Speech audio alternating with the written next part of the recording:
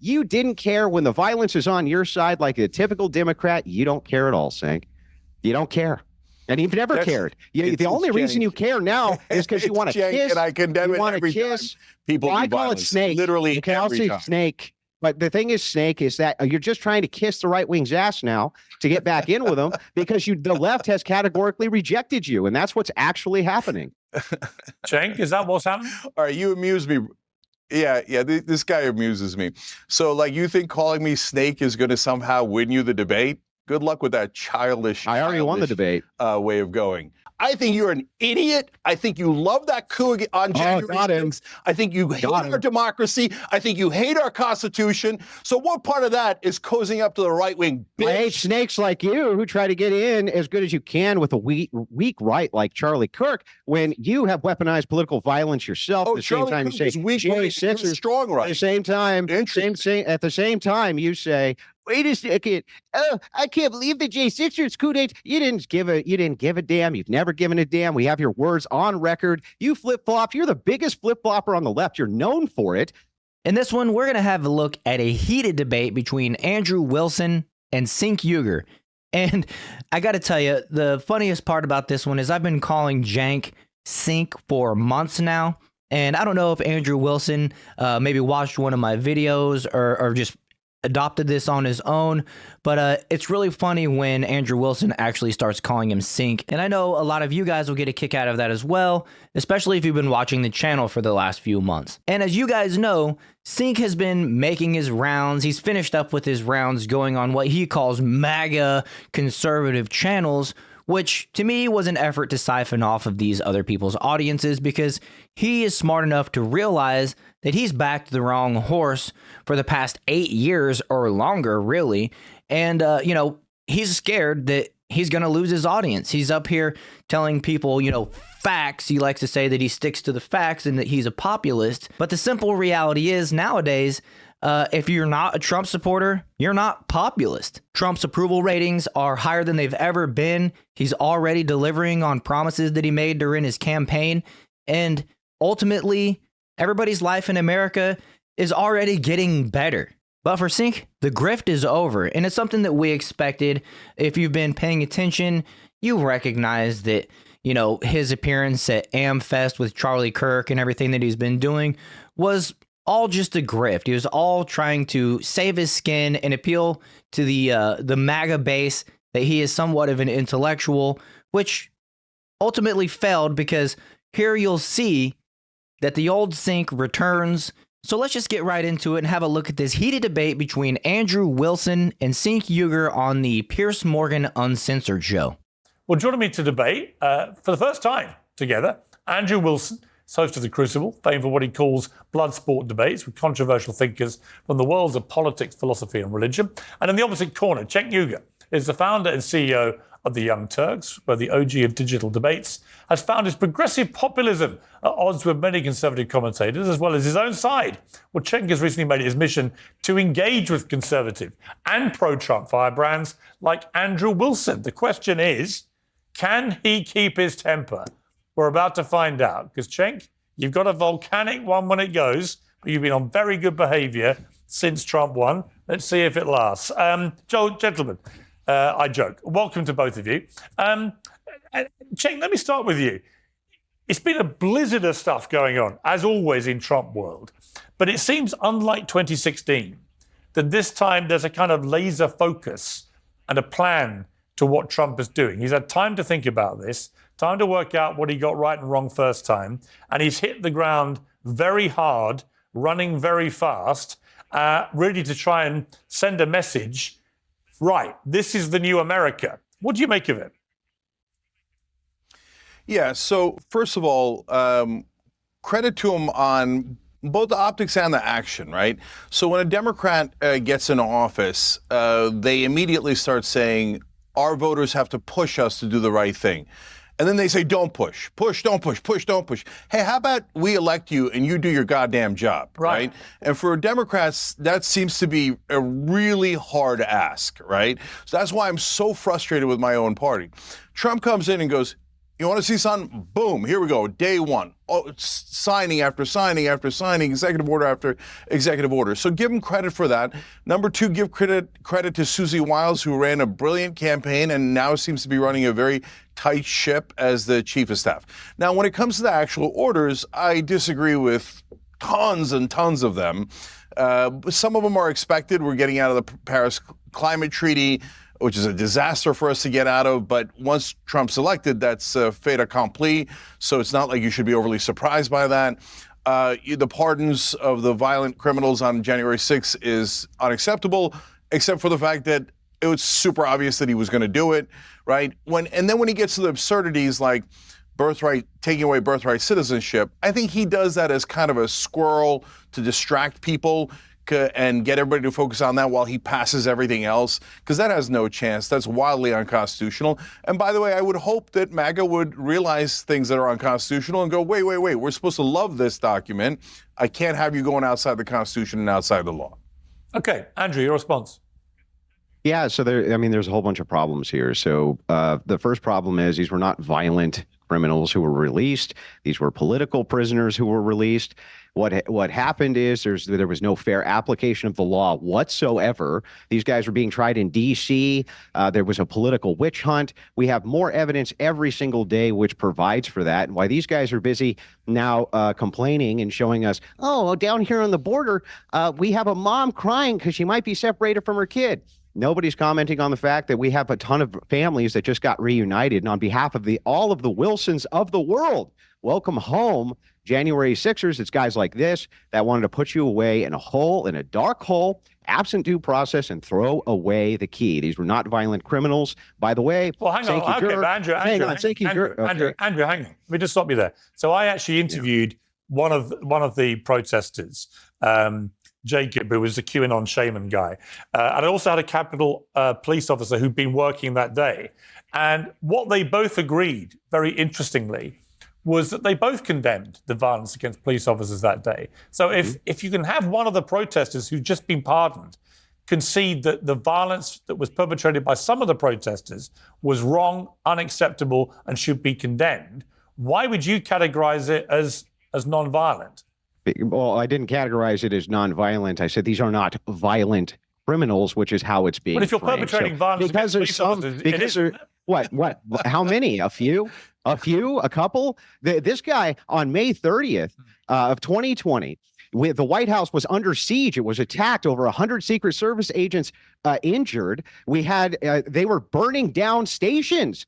This guy said, "Oh, well, Trump had to go hide out in his bunker." Can you imagine if the roles were reversed and Donald Trump came out and was like, oh, AOC had to go hide. Oh, these politicians had to go hide. He doesn't care about political violence. The left doesn't care about political violence at all. They'll use it when it's expedient for them. They always do, pointing to a couple of bad actors at this thing and saying all of them have to be thrown away. And, the key thrown away with them is insanity. And no, I don't think so. I think it's a miscategorization to frame all of them as violent criminals. And that's they weren't all violent. At all. I mean, that's what he was doing. That's what he was framing it, though. Yeah, no, listen, I don't. And Cenk, I do not agree with that. I don't think all the 1,500 were violent. In fact, we know for a fact they weren't. A lot of them were not convicted of violence. Yeah, I didn't say that. You did say that. So look, all right, whatever, dude. So on the Young Turks, we've been super clear about this. And as always, we're the one guys setting people who are fair. You'll see both sides do all this extreme stuff like Andrew's doing. So first of all, the people who went to the speech of Donald Trump, a lot of times they get thrown into this. And I have always said, no, that's not fair. They didn't go down to the Capitol. For the people who went to the Capitol, it's an obvious crime to break into the Capitol. And why were they doing that? They were trying to overturn the results of the election. So you could blah, blah, blah on all your talking points, but it's absurdity. Obviously, they were trying to hurt our democracy. They were trying to steal that election. And were some of them violent? Were all of them violent? No. Were some of them violent? Obviously. We have eyes and ears. So you can do all the propaganda you want, but we just watch the tape of them trying to beat the crap out of the cops. I thought you guys cared about cops. I care about crime. I'm against crime. And, you know, and we take heat sometimes from the left because they think that crime is a right-wing narrative and doesn't actually exist. Well, the voters just showed you it does exist, and they're pissed about it. But they're also pissed about it when you go beat up cops for Trump. So look, I'm past it because the American people voted. They put Trump back in office, and that's pretty definitive. I didn't want that, but it happened, right? But if you're going to try to do revisionist history, that these were some patriots who showed up for a picnic, but oh golly gee, there was a Capitol, so they started to bust in and beat the living crap out of the cops. And oh, he lost the election, but oh no, it was stolen. So they go and try to do a coup attempt. I hate it. I think it's a terrible precedent. And I think every time you guys defend it, you sound absurd, and it sounds like overwhelming, ridiculous propaganda. Andrew? Yeah, what it's about is a fair application of law. And there has not been fair application of law here. Cenk himself cannot even do fair application of law. At the same time, he says, oh, they're trying to coup and overthrow the democracy. It's exactly what happened May 30th when they were attacking the White House. They were attacking Secret Service agents. They wanted to get in there. And all he could do was whine about how Trump had to get sent to a bunker. Where was his outrage about the coup d'etat? Where was he when Black Lives Matter was burning down cities? No coup Nowhere. He was saying instead, Cenk, I didn't interrupt you once. Do you think he calmed down for me? So anyway, what's going on, very simply, is that he has the revisionist history. While at the same time, the Democrats are saying, you got to stay home and stay masked up. They're telling other people, go outside, burn down cities, make Chaz chop, a nice free independent zone. I don't know how you could say that that's anything other than an insurrection to say that this is now no longer part of the United States government, have your own armed militia there. The entire 9 yards, May 30th, they attack. And this guy says nothing. Suddenly, J6, though, oh my God, they're violent extremists. They're going to overthrow democracy. It's all nonsense. It's not fairly applied. He's never fairly applied it. The law has never been fairly applied to the J6ers. They were tried in D.C., not in front of impartial juries. And here's how our law works. Our law works like this. 1,000 walk free, so one guilty person doesn't spend a day in prison. That is the precedent for our law. That's why they got pardoned, and it's exactly why they should have. So not that Andrew Wilson needs my help to debate Cenk Uygur in this at all, but there's a couple things that I'd like to add because Cenk was up there saying, oh, MAGA was boohoo crying over their loss in 2020. But I would like to remind the audience that after the 2016 election, it was the Democrats that were crying Russian collusion, which led Trump to launch a 2-year investigation headed up by Robert Mueller, who hated Trump from the beginning, which ultimately proved Trump innocent and that he wasn't colluding with Russia. I think they actually even went so far as to say that he was a Soviet Union asset or something like that. But that investigation cost the American taxpayers roughly $30 to $50 million. And that was all in an effort to appease the Democrats who were trying to say that Trump cheated. Now, when it comes to the 2020 election, Joe Biden wasn't interested in investigating for 1 second. He didn't launch any type of investigation. He certainly didn't put somebody that hates him as the head of that investigation. It was just nothing. And as a matter of fact, they created a J6 committee to try to persecute Trump even further over a few bad actors, right? A few people went in, they fought with cops, and like Trump says, which is not me echoing Trump, it's Trump actually echoing people like me in that 3 years of solitary confinement for having a little scuffle with a police officer is time served. So when it comes to these pardons, everybody should have been pardoned. Everybody that was there that day. I wish Trump would have actually did a blanket preemptive pardon for those arrested and those who could be arrested in the future that the deep state hasn't gone after yet. You know what I mean? And then the other thing I wanted to add was that on May 30th, the date that Andrew Wilson was talking about where the left was rioting at the White House, they actually set fire to the St. John's Cathedral Church. And the only thing you heard out of the mainstream media was that Trump tear gassed the peaceful protesters the next day so that he could take a photo op with the Bible, which was complete bullcrap. They left everything out. They didn't mention the over 100 Capitol Police and Secret Service that were sent to the hospital that night. And here Cenk is talking about when they fight with cops, blah, blah, blah, blah, blah. Well, where was Cenk back then condemning that? I don't remember any of it coming from him. And I got to admit to you, I wasn't in this space as heavily as I am now. I was actually still working construction on a daily basis. And I certainly didn't watch the Young Turks or even know who Cenk Uygur is or was. But I'm willing to bet that he would not condemn those protesters, those rioters, I should say, nearly to the point that he condemns the protesters and the people that even got a little too excited and fought with the police on January 6th. Like Andrew Wilson said, Cenk is one of the guys that wants to lock them up and throw away the key. And that is where we see the return of the old Cenk Uygur. But let's get back to this because we're only getting started.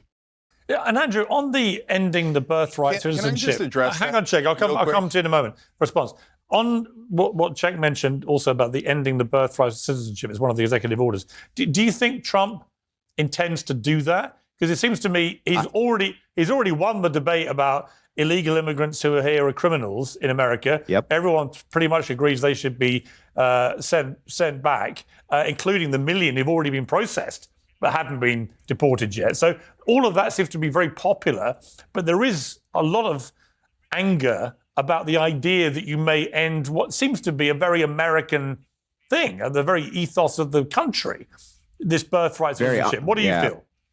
It's a very un-American thing. The 14th, or I'm sorry, this was never, by the way, never set up so that people could come in, have a baby, and then anchor themselves to the child. And that's what's been going on. And it's been going on for years. We know it's been going on for years. This was designed for things like for immigrants who came in legally. They have children here. Of course, those are United States citizens. Nobody's disputing that. What we're disputing is that you can just come in illegally, have a child on American soil, and then try to anchor yourself to that child. That is not in the spirit of what we're even talking about. Of course, Trump wants to end it. It's bad policy across the board. It's always been bad policy across the board. And I hope the Supreme Court, it gets challenged by the Supreme Court so we could get it in front of them so that they can interpret it correctly, because that's not the way this is supposed to be applied. Cenk?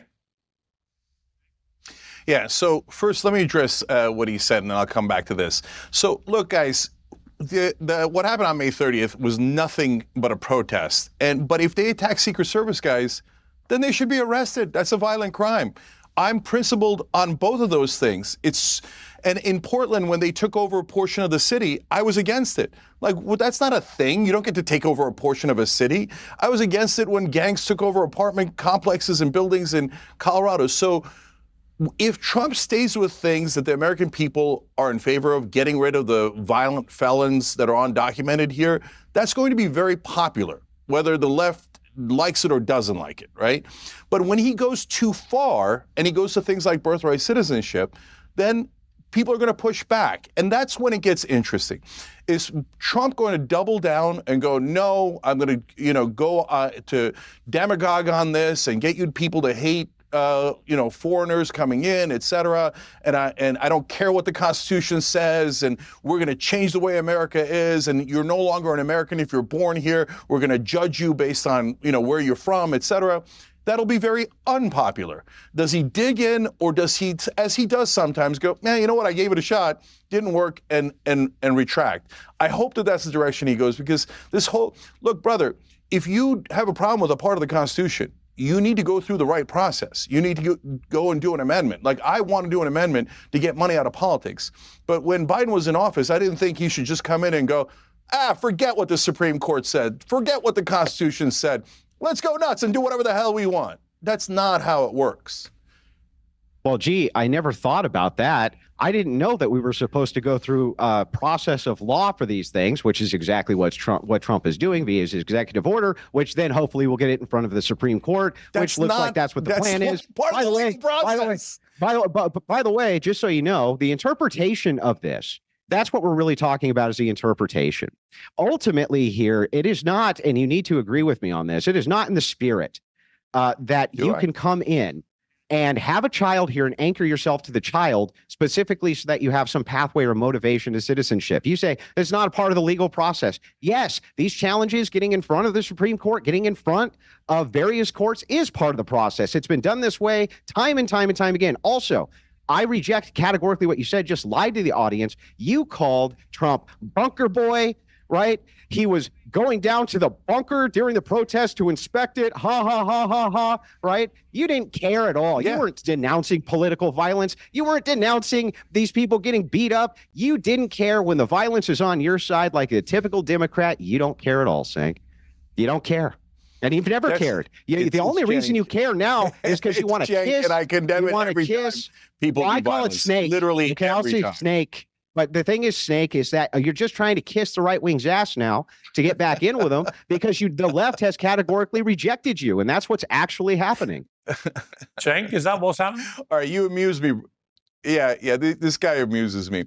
So, like, you think calling me Snake is going to somehow win you the debate? Good luck with that childish. I already won the debate. Way of going. Oh, you did because you said it. Okay, that by the way, another great debating tactic. Just saying you won. And second of all, we have 27 million. How many times do I have to say this? 27 million subscribers, 30 billion lifetime views. You're a pimple on my ass. I literally don't even know who you are. So you come in here talking about audience. And you're a snake. Okay, I didn't say anything about audience. Whatever. Do I win now? I didn't say anything about audience. What are you talking about? Are you a lunatic? You did. You just said, the left wing's audience has got a problem. I said you lied to your audience. You're trying to cozy up with right wingers. What are you doing at TPUSA, Cenk? Trying to cozy in with right wingers like Charlie Kirk, kissing their ass. You're literally kissing up to them because you want in good, because the left is rejecting center left policies now. That's what's happening. Hey, brother, they either want to go far left or far right. Okay, listen, brother. As you see me bitch slapping you right here on national airwaves. The only thing you can bitch slaps the chief. That seems like cozying up. What's the part of that seems like cozying up to the right? I think you're an idiot. I think you love that coup on January 6th. I think you hate our democracy. I think you hate our Constitution. So what part of that is cozying up to the right wing? Bitch? I hate snakes like you who try to get in as good as you can with a weak right like Charlie Kirk when you have weaponized political violence yourself. At the same time, you say weak Sixers strong right. At the same time, you say, wait a second. Oh, I can't believe the J6ers coup d'etat. You didn't give a damn. You've never given a damn. We have your words on record. You flip-flop. You're the biggest flip-flopper on the left. You're known for it. People make fun of you for it because you move positions. You and Anna Kasparian in both positions like a toothache. Trump. I love Trump. Oh, I love Trump so much. And all you care about is Trump derangement syndrome. All you have is Trump derangement syndrome. All right, let me try. It's on display. All right. Time out. Listen, Piers, your feelings clear. How could I have hang on. say that I'm cozying up to the right and say I have Trump derangement syndrome? All right. Make up your mind. You're a very poor thinker. We watched the entirety of his entire first term. You were Russia. He's a colluder. He's evil. He's this and that. And he flip-flopped on that position the second it was politically expedient. And one of the main things that is lost on Cenk here, and I think it's just a convenience for him and his argument to leave this out and act like it never happened, was the fact that all of those peaceful protesters that were there on January 6th, which was roughly 1 million people, let's just be real about it, who are all firm believers in the Constitution, left their guns, their Second Amendment rights at home because it was not a coup. They did not believe that somehow getting into the Capitol building was going to somehow give them the power to control the government. Okay? That's just such a far-fetched notion to believe. And that's what Cenk Uygur sticks to. That's what Cenk believes, is that these people were going to take over the government and force the election to be overturned by simply standing around inside of the Capitol building, right? And let's not forget that the magnetically locked doors were open from the inside. So it was the Capitol Police or the Secret Service that opened that door. I believe it was the Capitol Police And then people went in, they walked between the velvet ropes. The damage to the Capitol was bare minimum. Yeah, somebody took a dump on Nancy Pelosi's desk, but that's just funny. And,